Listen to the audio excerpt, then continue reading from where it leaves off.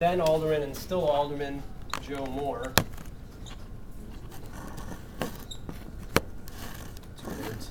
And he's in the 49th Ward of the City Council. I'm sorry, what did you say, Jendersky? Jendersky. What did he run for? It's called an alderman. Alderman he ran for? ALDERMAN. It's the Chicago City Council. Basically, the Chicago City government has an executive branch, which is the mayor, equivalent to a governor or a president. And then the City Council is the same as Congress, basically, where there's 50 representatives who vote on mostly funding issues in the city, zoning issues, things like that. So Jim ran against the incumbent along with two other individuals. At the time the health center hadn't been approved, the grant was still in process. So part of the platform was pushing these increased health resources as we were waiting to hear about the grant. Another big project he pushed was getting a Boys and Girls Club built in Rogers Park. Rogers Park has a lot of kids with no place to go after school. There are not a lot of well-funded after-school programming, so there's a lot of loitering. There's a gang problem. So the Boys and Girls Club is one entity that has a lot of history of providing constructive things for kids to do, kind of pushing kids into more leadership positions and getting them to self-organize and create a positive influence in especially poorer urban areas. So he really kind of happened upon that as one of the key planks. He had some other kind of very grassroots, progressive positions. During the campaign, we ran a very grassroots campaign. It wasn't very well funded, but we were able to get a pretty good amount of attention. How did you do that on the day you filed, Frank? The thing is, which will I'm sure come up again, there's a real problem getting mass media, mainstream media, to even in the city level to cover local stories.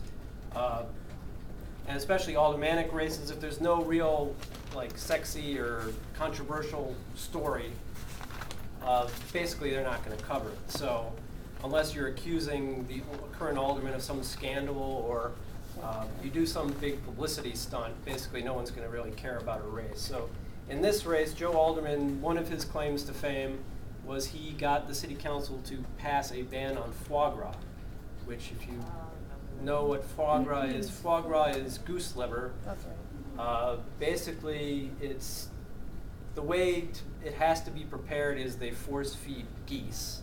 But they take like a funnel, shove it down their throat, and then just pour grain down the goose's throat until it becomes big and fat. So, because you're supposed to, I guess the French like their liver really fat. Yeah. And then they like whip it up and make pate or something. Yes. But anyway. It's taken involuntarily from the goose. Yeah, the goose doesn't. The goose does not consent to the operation. So anyway, he had this, that was one of his big things, is he had this band, and you know, we really don't support foie gras. I don't eat foie gras, neither does anyone pretty much in the 49th Ward. But from the most part, we considered it a publicity stunt on Joe Moore's part, and because he was trying to get national attention, he also got donations from animal rights supporters who didn't live inside the ward. So to make kind of a joke out of it, one of the people involved in the campaign, Tom Westgard, actually spent several months building a goose costume. And when we went down to file our petitions at City Hall, he was dressed up as a goose. Well, that's fun. And as we walked down the steps, Jim and I and Tom in his goose suit, all of a sudden there were several TV cameras that were interviewing somebody, and you could literally see them all turn around and chase after the goose to find out what the story was. So the sad fact is that the way we were able to get some attention was to do some stupid stunt like dressing someone up in a goose suit. Because Joe Moore was one of the people running for alderman as well. Yeah, Jim was running against Joe Moore at that time. Got it. Joe was the incumbent, and he's been alderman now for over 20 years. Oh, so Joe won. He's won. Jim ended up finishing third. Okay. And the way city council elections work, it's a nonpartisan election, so you have, everybody runs in one election. Okay. So you have multiple people. And if you don't get 50%, the top two have to have a runoff where they run against each other a month later, or a month and a half. So what happened was Jim finished third, Joe Moore finished first, and there was a gentleman, Don Gordon,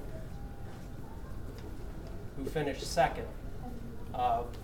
When the regular election was over, both Don Gordon and Joe Moore then came a courting, as they say, to Jim to get his endorsement.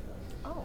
Because the thing was, Oh, they needed each of them needed the support of Jim in order to get them over the 50% in the general election, or the supplementary election.